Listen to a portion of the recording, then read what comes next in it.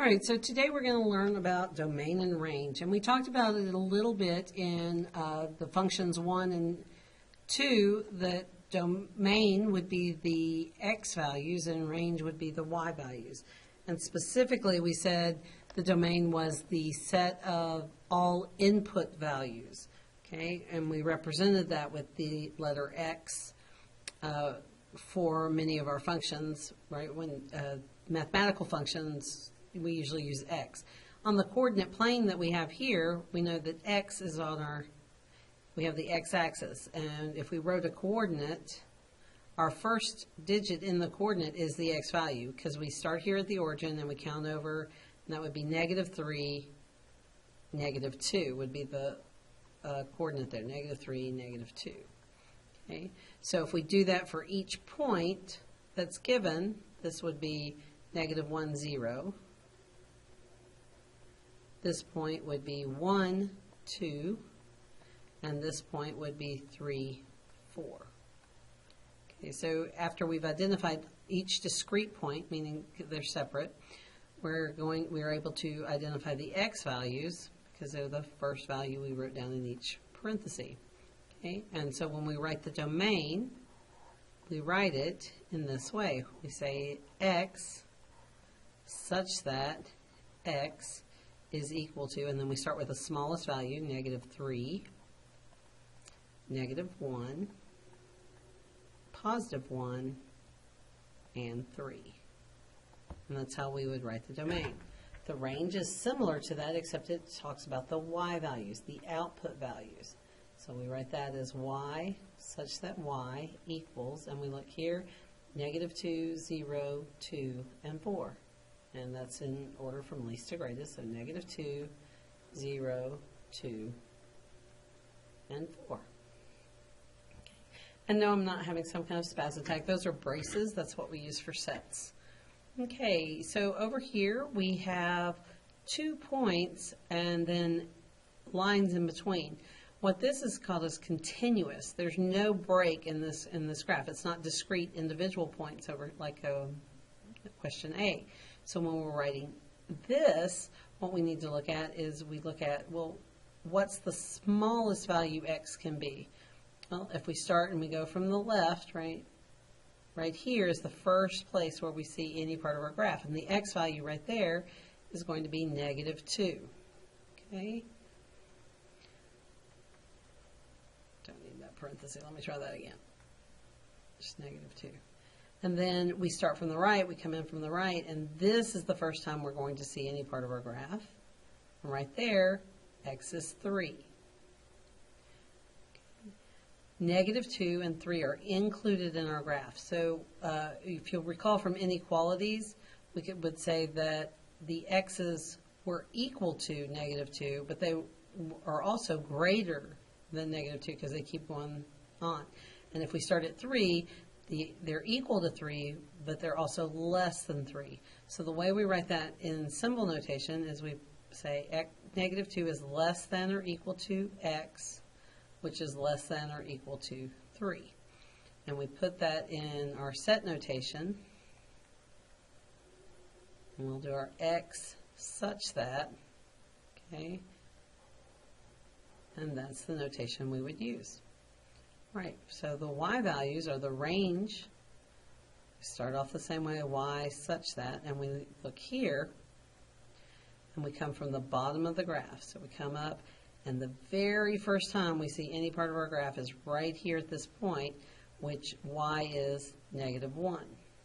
Okay, I'm going to write that out to the side, -1. And then we start from the top and we come down, and this is the first time we see any part of our graph. And here the y value is 2. So we're going from -1 to 2. So similar to our x's, they'll say we're going from -1, which is less than or equal to y, which is less than or equal to 2. All right, let's try another. Find the domain and range of the function represented by the graph. Similar to our first letter A, each point is individually given, so we can identify it with its own unique x and y. So -2, 4, or I should say, since it's a function, each a unique x, but the y's don't have to be unique, because if we come over here to this point, it's positive 2, 4.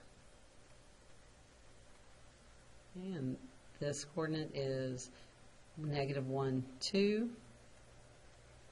This coordinate is 1, 2. And then this one, which you can almost see, is the origin, which is 0, 0.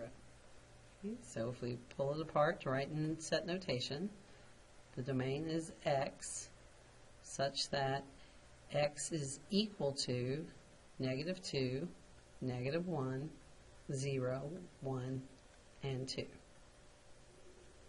The range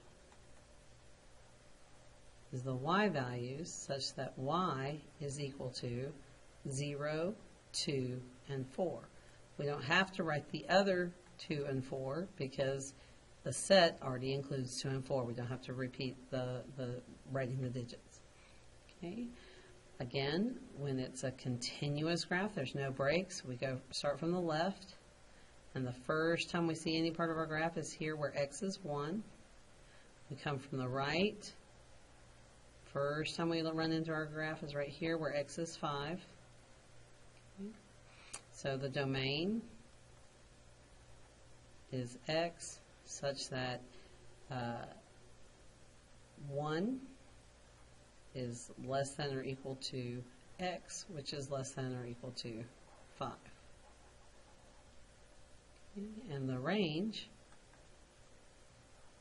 well, we haven't figured that out yet, so let's do that. We start down here at the bottom of our grid, and that's when we run into our graph, so where y is 0. And then we come from the top, and this is the first time we encounter our graph, so that's at 4. So our y's go from 0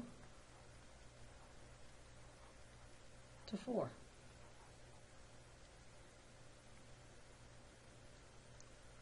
Okay, the function y equals negative 3x plus 12 represents the amount y in fluid ounces of juice remaining in a bottle after you take x gulps. Identify the independent and dependent variables. All right, so let's talk about independent and dependent for a minute. Independent is the variable that we get to pick, that we have control over. The dependent relies on what we pick for x to have its value. Okay, so some ways we can find which is independent, which is dependent, is that the independent is going to be our input. The dependent is our output. Okay, and remember our input values was the domain. The output value was our range. And we represented these with x, and we represented these with y, and also with f of x. Okay, so those are some ways we can do it. The other thing we've got is when we have an equation, the variable that's all by itself depends on what we do to this x. So this is dependent, and this one's independent. So for our situation, I've identified the independent. Well, we've seen that x is the number that's getting calculations. Also, you have control over how many gulps you take out of the bottle. Okay, so our independent, and I'm just going to use capital I for independent, is going to be x, the gulps. And our dependent is the y's, and we can see that from the equation, and the amount of fluids depends on how many gulps you take. So our dependent is y, the amount left. Okay. And when they give us the domain of 0, 1, 2, 3, and 4, they're saying that that's our domain. Those are our x values, right? So if we come back to the equation, we're going to replace x with these values, and that's going to give us our output, which is our range. Okay. So we have y equals negative 3 times 0 plus 12, which is 12. We have y equals negative 3 times 1 plus 12, which is 9. Y equals negative 3 times 2 plus 12, which equals 6. And y equals negative 3 times 3, plus 12, which equals 3. And finally, y equals negative 3 times 4 plus 12, which equals 0. So our range is 0, 3, 6, 9, and 12, which we will write in our set notation, y such that y equals 0, 3, 6, 9, and 12. Okay. And that's it for that question. The function a equals negative 4b plus 14 represents the number a of avocados you have left after making b batches of guacamole. All right, so identify the independent and dependent variables. Well, from the equation, I know that a is going to depend on what I do to b. So independent would be b, the batches. Dependent would be a, the number of I can almost say that, the number of avocados left.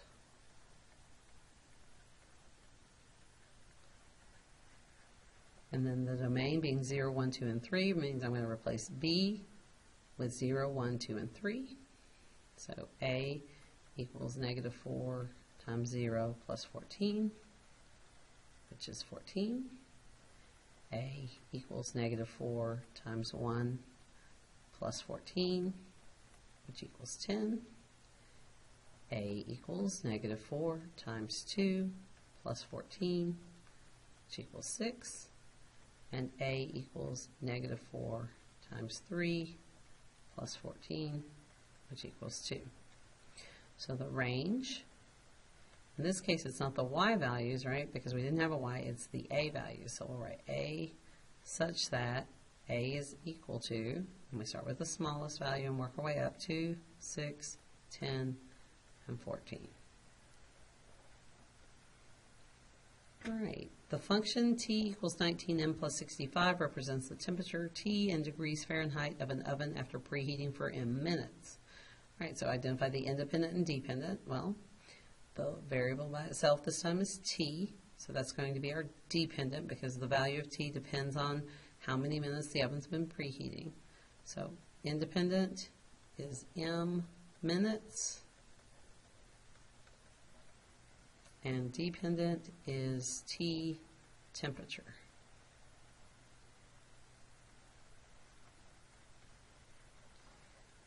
A recipe calls for an oven temperature of 350 degrees Fahrenheit. Describe the domain and range of the function.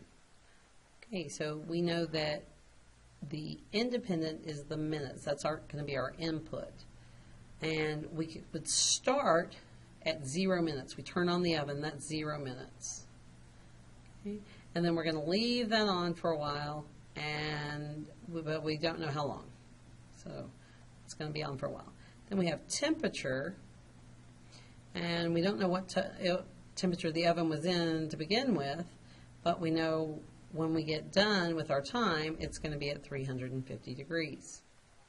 So I went back into the equation and I said, okay, we've got T equals 19M plus 65, so for this blank here, we know that T would equal 19 times 0 plus 65, because M is 0, right? I'm sorry, this blank right here, because we're looking for T temperature. All right, so 19 times 0 plus 65 is going to give us 65 degrees.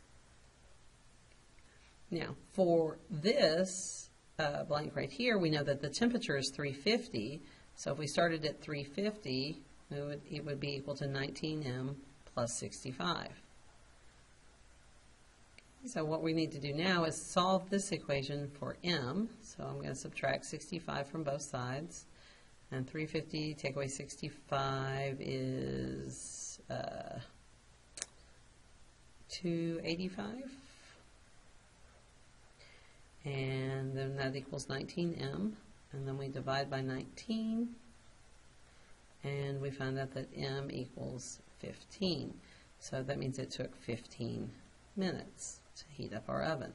So our domain can be described as the set of all m's, m is minutes, such that m is somewhere between 0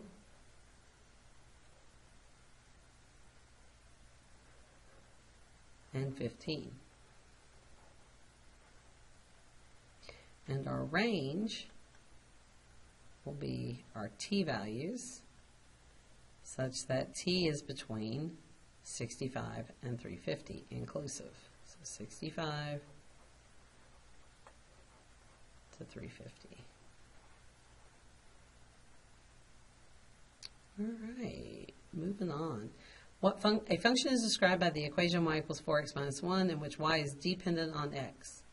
If the domain is 0, 1/4, and 2, what is the range? Since y is dependent on x, that means these are our x values, and we substitute them into our equation, and we will get our output, which is our range values. So y equals 4 times 0 minus 1 is -1.